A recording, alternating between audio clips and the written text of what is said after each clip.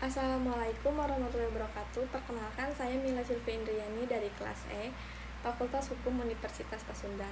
Saya di sini akan menganalisis kasus mengenai kasus tindak pidana. Peristiwa tragis terjadi di gedung apartemen Truk Intan Tower Topaz, Jakarta Utara, di mana sebuah keluarga beranggotakan 4 orang ditemukan tewas setelah melompat dari apartemen untuk bunuh diri. Kasus tersebut telah menciptakan situasi yang memalukan penilaian yang cermat dari sudut pandang hukum, terutama berdasarkan pasal 1-12 KUHP, serta kualitas perilaku yang mungkin terkait dengan pelanggaran tersebut. Sebagaimana diatur dalam buku 2 dari KUHP, pasal 1 KUHP menyatakan bahwa hukum pidana berlaku bagi setiap orang yang melakukan tindak pidana di wilayah negara Republik Indonesia. Dalam konteks ini, tindak pidana bunuh diri yang dilakukan oleh salah satu anggota keluarga tentunya menjadi fokus analisis hukum. Bunuh diri pada umumnya tidak secara eksplisit dilarang dalam KUHP, namun tindakan tersebut mempunyai implikasi hukum yang kompleks. Pasal 312 KUHP juga menyatakan bahwa bunuh diri yang berhasil merupakan tindak pidana, namun orang yang gagal melakukan percobaan bunuh diri tidak dihukum. Dalam konteks ini, tingkat pelanggaran dapat berbeda-beda, tergantung pada keadaan dan motivasi tindakan tersebut.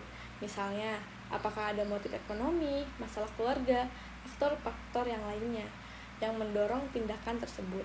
Hal lain yang perlu diperhatikan adalah tindakan tersebut melanggar pasal 339 KUHP tentang pembunuhan atas permintaan sendiri atau pasal 340 KUHP tentang pembunuhan tanpa persetujuan atau tidak. Dalam kedua kasus tersebut akan terdapat perbedaan dalam kualifikasi hukum dan sanksi yang mungkin dikenakan. Penting untuk diingat bahwa analisis hukum yang cermat dan menyeluruh memerlukan penyelidikan yang menyeluruh terhadap semua fakta relevan dan bukti yang tersedia. Penentuan akhir sifat pelanggaran harus dilakukan oleh penegak hukum setelah mempertimbangkan seluruh faktor terkait dan sesuai dengan prosedur hukum yang berlaku. Selain itu juga, jika ada dugaan adanya tindak pidana lain dalam peristiwa tersebut, seperti pembunuhan atau penyerangan, maka pelaku yang terlibat dalam perbuatan tersebut dapat dituntut secara pidana berdasarkan ketentuan terkait KUHP. Pasal 338-350 KUHP mengatur pidana membunuh dan pidana yang diterapkan berbeda-beda tergantung banyak faktor seperti motif atau cara eksekusi dan hubungan antara pelaku dan korban. Jika terdapat cukup bukti untuk membuktikan tuduhan tersebut, pelaku dapat dijatuhi hukuman beberapa tahun penjara atau bahkan hukuman mati dalam beberapa kasus.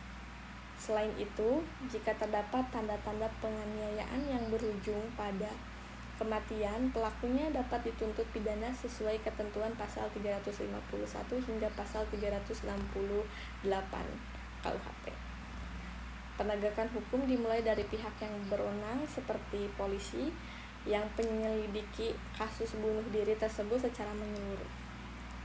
Penyelidikan ini juga meliputi pemeriksaan saksi-saksi yang hadir di lokasi kejadian, pengumpulan barang bukti seperti rekam medis, laporan polisi sebelumnya, dan rekaman CCTV jika ada.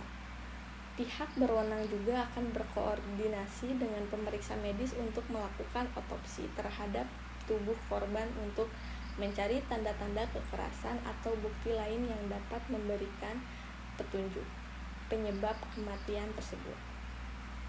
Setelah penyelidikan awal selesai, akan dilakukan penyelidikan formal untuk mengumpulkan bukti-bukti yang lebih lengkap dan mendalam.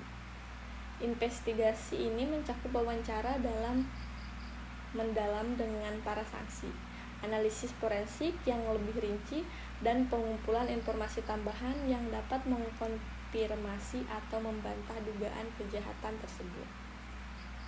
Pada tahap ini, pihak berwenang juga akan meminta bantuan psikolog atau psikiater untuk mengevaluasi kondisi psikologis korban dan pelaku jika diperlukan. Selanjutnya, jaksa akan mengkaji hasil penyelidikan dan penyidikan untuk menentukan apakah cukup bukti untuk mendakwa tersangka. Jika dianggap perlu, Jaksa akan merujuk kasus tersebut ke pengadilan dan menyiapkan tuntutan berdasarkan ketentuan terkait KUHP. Sebelumnya, tersangka dapat ditahan sesuai undang-undang yang berlaku jika ditemukan bukti yang kuat atau ada resiko barang bukti bocor atau hilang. Proses hukum akan dimulai dengan persidangan di pengadilan negeri setempat. Hakim akan mempertimbangkan bukti-bukti yang diajukan jaksa dan pembela. Sekian analisis kasus yang dapat saya jelaskan. Terima kasih sebelumnya. Wassalamualaikum warahmatullahi wabarakatuh.